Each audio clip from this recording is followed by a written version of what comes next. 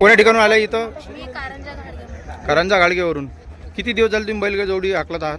मला 2 महिने झाले. 2 महिन्यापासून. हे परंपरागत आहे की तुम्हाला कोणी शिकवलं? मला माझ्या पप्पांनी आणखी माझ्या पप्पाच्या मित्रांनी बरं. किती आतापर्यंत किती वेळा तुम्ही बैल हाकलले? मी आता 6-7 वेळा. 6-7 वेळा. किती किती नंबर मारले तरी अंदाजी? माझा दुसरा पण आलाय, तिसरा पण आलाय, 5वा पण आलाय, 7वा पण. बरं.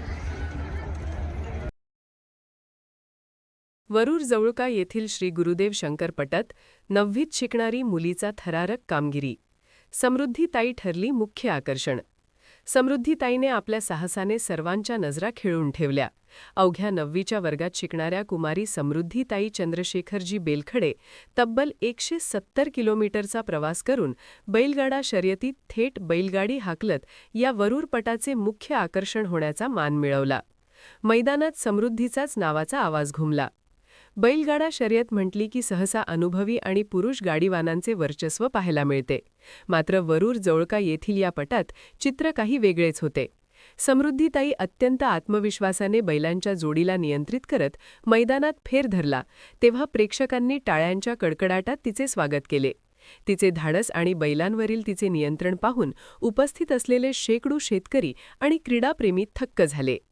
एवढ्या लहान वयात ओढ आणि बैलगाडा शर्यतीची आवड तिला या मैदानात घेऊन आली. मुली कोणत्याही क्षेत्रात मागे नाहीत हेच आपल्या कृतीतून सिद्ध करून दाखवले आहे. या शर्यतीत सहभागी होताना तिच्या चेहऱ्यावर भीतीऐवजी एक वेगळाच उत्साह आणि जिद्द पाहायला मिळाली. तिच्या या कामगिरीबद्दल शंकरपट समितीच्या वतीने आणि गावकऱ्यांच्या वतीने तिच्या जिद्दीला सलाम केला. विशेष म्हणजे दहीहंडा पोलीस स्टेशनचे सहाय्यक पोलीस निरीक्षक श्री मगर साहेबांनी समृद्धीताईला बक्षीस देऊन कौतुक केले.